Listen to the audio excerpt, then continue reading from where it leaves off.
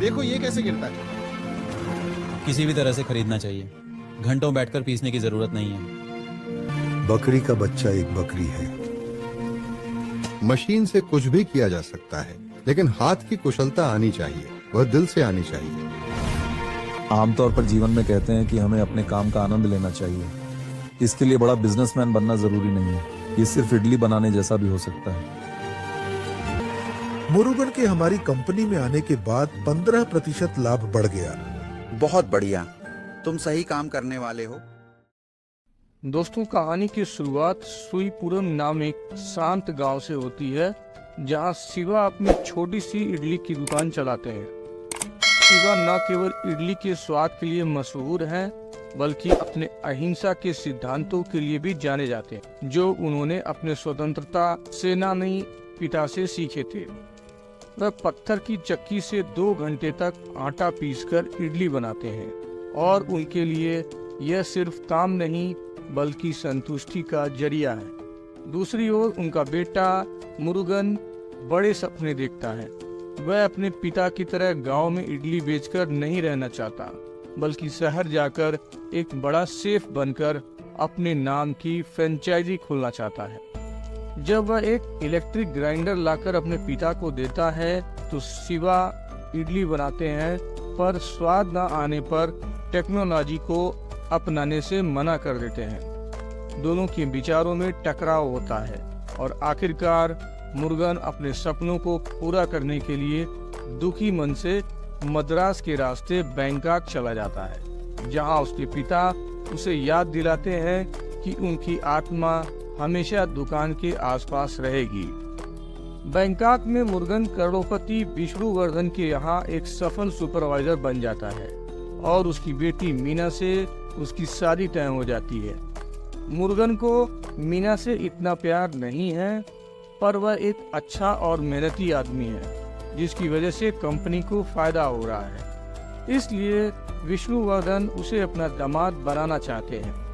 लेकिन विष्णुवर्धन का बिगड़ा हुआ बेटा अश्विन मुरुगन से नफरत करता है, क्योंकि उसके पिता हमेशा उसकी तुलना मुरुगन से करते रहते हैं। अश्विन मुरुगन को लगातार नीचा दिखाने की कोशिश करता है, पर मुरुगन अपने पिता के सिद्धांतों पर चलते हुए सब कुछ चुपचाप सह लेता है। एक दिन मुरुगन को अपनी माँ का फोन आता है और उसे पता चलता है कि उसके पिता शिवा का देहांत हो गया है, जिससे उसे बहुत ही गहरा सदमा लगता है। शादी की तैयारियों के बीच मुरुगन दुखी होकर अपने गांव लौटता है। पहली बार अपने पिता की दुकान को बंद देखकर वह बहुत ही भावुक होता है। वह अपने पिता का अंतिम संस्कार करता है, जिसमें पूरा गांव शामिल होता है, और यहाँ तक कि उसी दिन जन्मे बछड़े में गांव वाले शिवा का पुनर्जन्म देखते हैं। कुछ ही दिनों बाद मुरुगन की माँ भी गुजर जाती है, जिससे वह पूरी तरह टूट जाता है। इस कठिन समय में बचपन की दोस्त कायल, जो हमेशा उसके माता पिता की देखभाल करती थी, उसकी मदद के लिए आगे आती है। मुरुगन भावनात्मक रूप से बिखर जाता है और एक समय पर दुकान को बेचने का फैसला करता है। हालांकि उसी रात अपने कुल देवता के पास उसे अपने पिता का अनुभव होता है, जिससे उसे एहसास होता है कि वह अपने पिता के लिए कुछ नहीं कर पाया और अब उनकी विरासत को संभालना ही उनकी आखिरी इच्छा पूरी करना है। वह तुरंत दुकान न बेचने का फैसला करता है, जिससे गांव का स्वार्थी आदमी मारी गुस्से में आ जाता है। मुरुगन बैंकॉक जाने के अपने फैसले को टाल देता है, जिससे मीना और अश्विन दोनों गुस्सा होते हैं। अश्विन उसे धमकी देता है और मुरुगन अपने पिता की इडली की दुकान चलाने का दृढ़ संकल्प कर लेता है। वह रोज सुबह 3 बजे उठकर अपने पिता की तरह पत्थर की चक्की से आटा पीसना शुरू करता है, लेकिन 2 दिन की कड़ी मेहनत के बाद भी वह आटा नरम नहीं कर पाता। कायल उसकी मदद करती है, पर दोनों थक जाते हैं। पहली बार में इडली का स्वाद बहुत अजीब बनता है और कोई भी ग्राहक उसकी दुकान पर नहीं आता। इससे वह बहुत दुखी होता है और गांव का मारी उसे ताना मारता है कि उसने अपने पिता का नाम खराब कर दिया। हार मानकर मुर्गन अपने कुल देवता से प्रार्थना करता है।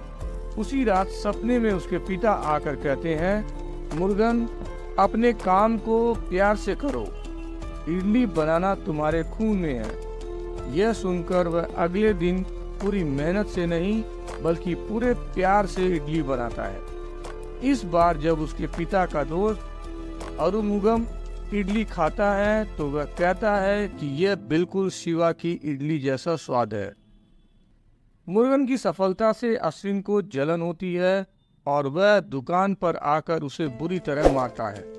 इस पर मुर्गन को बहुत गुस्सा आता है और वह अपने पिता की अहिंसा की सीख को भूलकर अश्विन को घायल कर देता है। बाद में उसे अपने इस हिंसक व्यवहार पर पछतावा होता है। विष्णुवर्धन गुस्से में मुर्गन को धमकी देते हैं, पर मुर्गन दुकान पर अपना काम जारी रखता है। धीरे धीरे मुर्गन की इडली पूरे गांव में फिर से मशहूर हो जाती है और लोग उसका सम्मान करने लगते हैं। मुर्गन भी अपने पिता का नाम रोशन करने पर खुश होता है। इस बीच कायल, जो बचपन से मुर्गन से प्यार करती थी, अपने प्यार का इजहार करती है, जिसे मुर्गन भी स्वीकार कर लेता है। अश्विन अपनी हार नहीं मानता और मुर्गन को मारने की कोशिश करता है।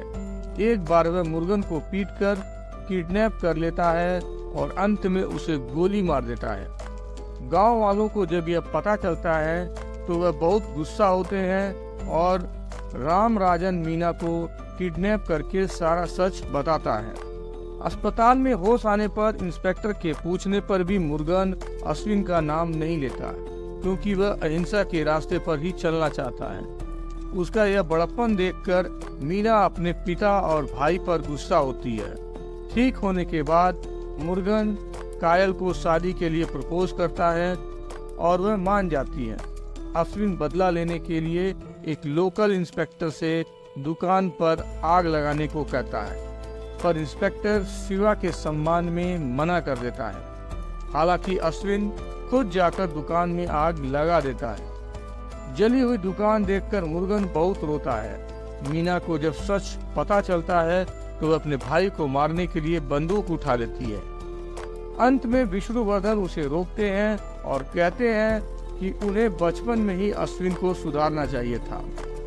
अगले दिन मुर्गन और कायल मिलकर फिर से इडली की दुकान बनाते हैं। बैंकॉक वापस जाने से पहले विष्णुवर्धन दुकान पर आते हैं और अश्विन को मुर्गन से माफी मांगने को कहते हैं। अश्विन अनिच्छा से माफी मांगता है और आटा पीसता है। सब मिलकर उसी आटे से इडली बनाकर खाते हैं।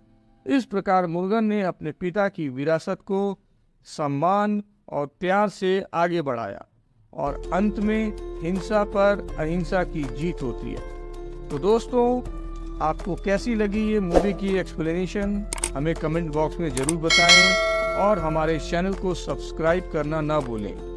वीडियो को एक लाइक करें और अधिक से अधिक शेयर करें। मिलते हैं किसी नेक्स्ट मूवी की एक्सप्लेनेशन में। तब तक के लिए दोस्तों, धन्यवाद, अलविदा, जय हिंद।